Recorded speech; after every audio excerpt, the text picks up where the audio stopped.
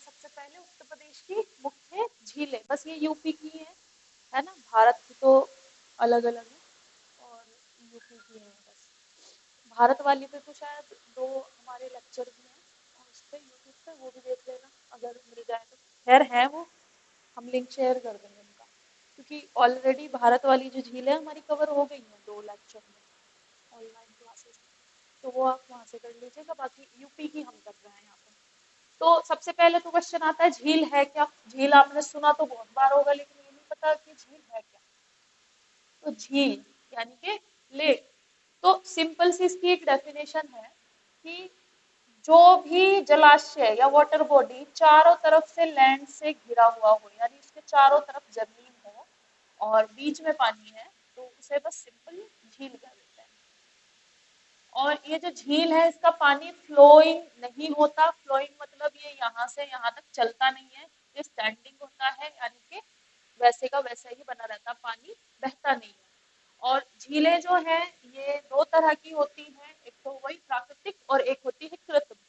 तो जो प्राकृतिक होती हैं उनमें या तो वर्षा के थ्रू पानी आता है, या तो बारिश के थ्रू पानी आ रहा हो उसमें, या फिर कोई नदी वहां से निकल के जा रही हो तो उस नदी का पानी वहां पर आ रहा हो। और आपने ज्यादातर देखा होगा कि झीलें नदियों के पास भी, नेचुरल झीलें ज्यादातर नदियों के पास होते हैं, तो या तो नदियों के पानी से वो फेड हो रहा हो, या फिर वहां पे झील जो है वर्षा के थ्रू उसमें पानी आ रहा हो। और दूसरा कृत्रिम झील में मेनली क्योंकि ये मैन मेड होती है, तो मानव निर्मित होती है, तो इसमें क्या रहता है कि मानव का रोल रहता है कि पानी जो है वो डिपेंड करता है उस एरिया में कितना है, और वो जो भी वहां पर झील आर्टिफिशियल बनी हुई है वो उनको पानी आसपास के बांध से प्रोवाइड करा रहे हैं, या नदी से या नहर से, तो वो कृत्रिम झील में अलग होता है। बाकी प्राकृतिक में यही है कि बारिश का पानी होगा या नदियों का पानी होगा। तो हमारे यहाँ पे बहुत सारी झीलें हैं, कृत्रिम ज्यादा है, प्राकृतिक थोड़ी कम है, क्योंकि यूपी में नदियां तो काफी हैं बट प्राकृतिक झील जो है उतनी ज्यादा नहीं है जितनी होनी चाहिए, जिस तरह से हमारे यहाँ इतनी सारी नदियां हैं। तो बरुआ सागर ताल है, ये है झांसी में बरुआ सागर ताल। सिर्फ आपको इनकी लोकेशन याद रखनी है और नाम याद रखना है कहाँ पर है, बस और कुछ नहीं इसका याद रखना है, ना इतना आपसे डीप में कोई पूछता है। तो ये कृत्रिम है, कृत्रिम जहां जहां मैंने लिख रखा है इसका मतलब है कि ये मैन मेड है, यानी कि नेचुरली नहीं बनी है, ये मनुष्य द्वारा खोद कर बनाई गई है ना।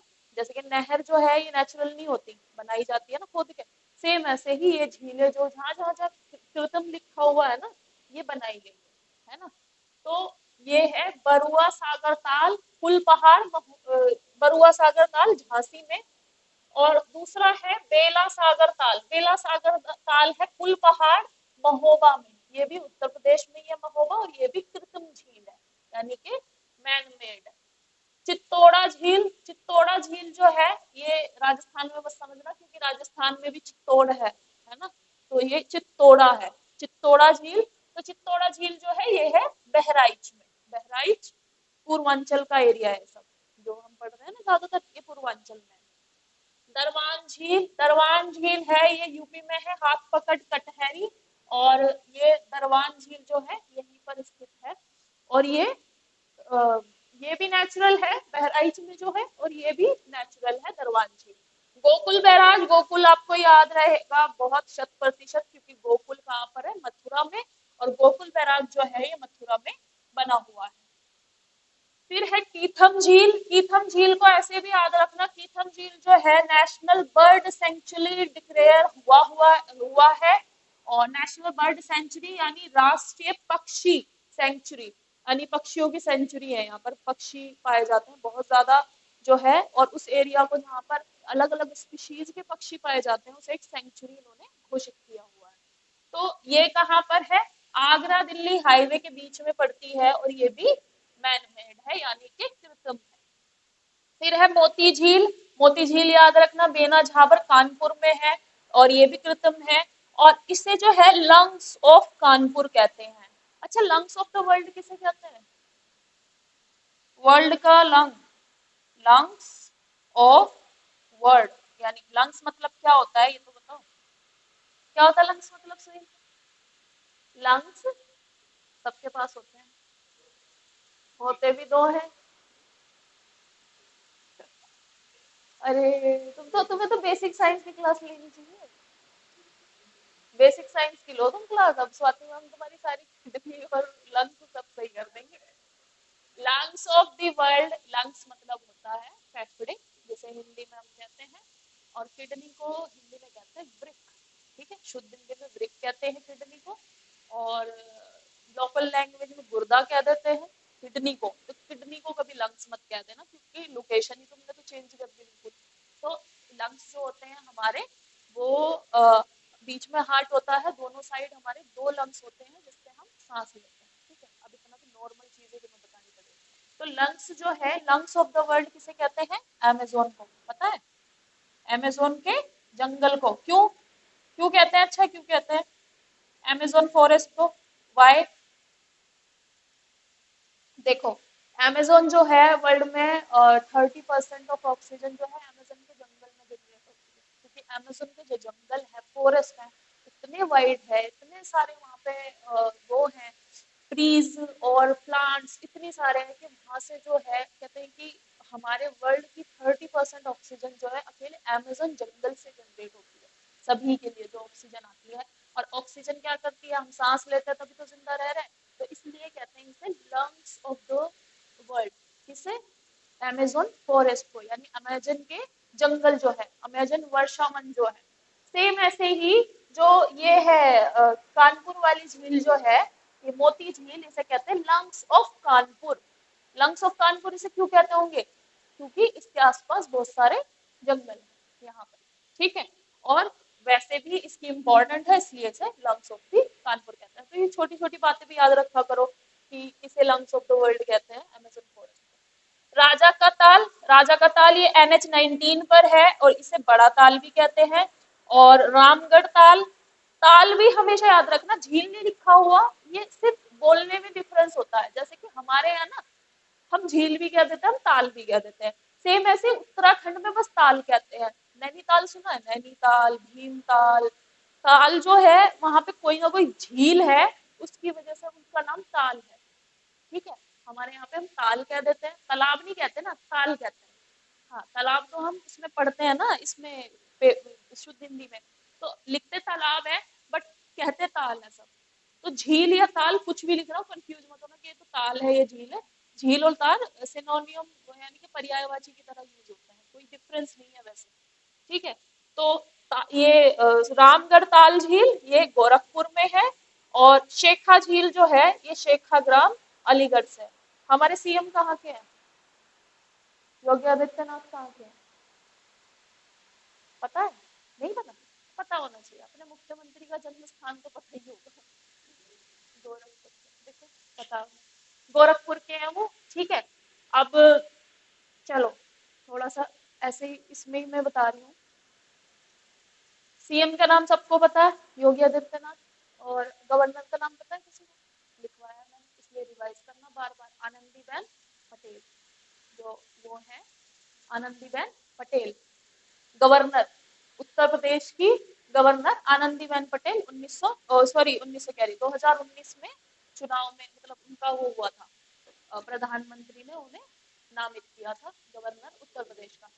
और एक और चीज, वो याद करो, दो उपराष्ट्रपति हैं, उप क्या कहते हैं उसे, नहीं सर, मुख्यमंत्री, दो उप मुख्यमंत्री हैं, वे कौन कौन है? हाँ, एक तो विजेंद्र पाठक है, और एक है जिनके नाम के आगे मौर्य लगता है, केशव प्रसाद मौर्य। ठीक है, तो ये हमारे उत्तर प्रदेश के क्या है? डेप्यूटी CM, यानी कि उप मुख्यमंत्री। तो ये चीजें ऐसे याद रखो, क्योंकि तुमसे क्वेश्चन में पूछ लिया वही बोल हो जाओगे, है ना? नॉर्मल चीजें याद रखो कि क्या है क्या नहीं। राजधानी क्या है हमारी उत्तर प्रदेश की? कैपिटल लखनऊ। ठीक है, याद रखना। ये याद रखा करो, जहां हमारे CM रहते हैं वो जगह हमारी कैपिटल है। तो CM यहाँ तो रहते नहीं है, कहाँ रहते हैं CM? लखनऊ में, उनका भवन कहाँ बना हुआ है? लखनऊ में। तो लखनऊ में वो रहते हैं। तो बांध है रिहंद गोविंद बल्लभ, ये बांध है। अच्छा, बांध जो है मैं तुम्हें बता देती हूँ, बांध क्यों बनाए जाते हैं। तीन पर्पस के लिए बनाए जाते हैं। एक तो सिंचाई, ठीक है, सिंचाई, ठीक है, और क्या हो गया? बिजली हो गई, और फ्लड से बचाने के लिए, बांध से बचाव के लिए कि भाई ज्यादा नदी में फ्लो हो जाता तो बांध जो है रोक के रखते हैं पानी को। ठीक है, तो 3 चीजों के लिए बनाई जाती है, बिजली हो गई, सिंचाई हो गई और फ्लड से यानी कि बाढ़ से बचाव हो गया।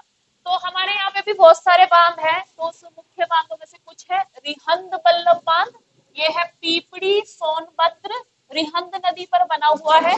और रिहंद नदी जो है ये सहायक नदी है, सोन नदी की सहायक नदी है। ये सोन नदी की सहायक नदी है। फिर है परीक्षा बांध, परीक्षा बांध है झांसी कानपुर में, ये बैतवा नदी पर बना हुआ है। माता टीला बांध, माता टीला बांध है ये ललितपुर जनपद में यानी जिला ललितपुर, ये भी बेतवा नदी पर बना हुआ है। जामनी बांध है मेहरौनी ललितपुर में, जामनी नदी पर बना हुआ है। रोहिणी बांध है, ये भी ललितपुर में बना हुआ है। शहजाद बांध ललितपुर के बाहरी एरिया में ये बना हुआ है। और गोविंद सागर बांध जो है ये ललितपुर में ही है। शारदा सागर बांध, इसको याद रखना, शारदा सागर ये पूरनपुर पीलीभीत में है, ये सरयू नदी पर। तो ये याद रखना शारदा और सरयू दोनों अलग नहीं है। सरयू नदी पुराना नाम है शारदा नदी का, शारदा नदी को सरयू भी कहते हैं। अयोध्या सरयू नदी के किनारे बसा हुआ है, ऐसे पढ़ते थे ना, है ना। तो सेम ऐसे ही सरयू नदी जो है और शारदा जो है ये सेम है। फिर हमारे यहाँ पे जो मुख्य राष्ट्रीय उद्यान है, अभी कुछ और भी डिक्लेयर हुए हैं, उनके मैं नाम ले आऊंगी और या फिर आप लोगों को सर्च करके सेंड कर दूंगी। राष्ट्रीय उद्यान हमारे यहाँ पे दुधवा राष्ट्रीय उद्यान यानी कि नेशनल पार्क, राष्ट्रीय Chambal sanctuary, Pilibhit tiger reserve, Mahavir Swami wildlife sanctuary. ये हमारी राष्ट्रीय उद्यान जो है इस तरह से होते हैं, जैसे कि हमारे एरिया में वो पर्टिकुलर जगह पे एक स्पीशीज पाई जाती है, जैसे कि टाइगर वहां पाए जाते हैं, अलग अलग जीव जंतु पाए जा रहे हैं। तो उनके संरक्षण के लिए, उनको शिकार से बचाने के लिए उस एरिया को, जिस एरिया में वो पाए जा रहे हैं, राष्ट्रीय उद्यान या वाइल्ड लाइफ सेंचुरी इस तरह से घोषित कर देते हैं।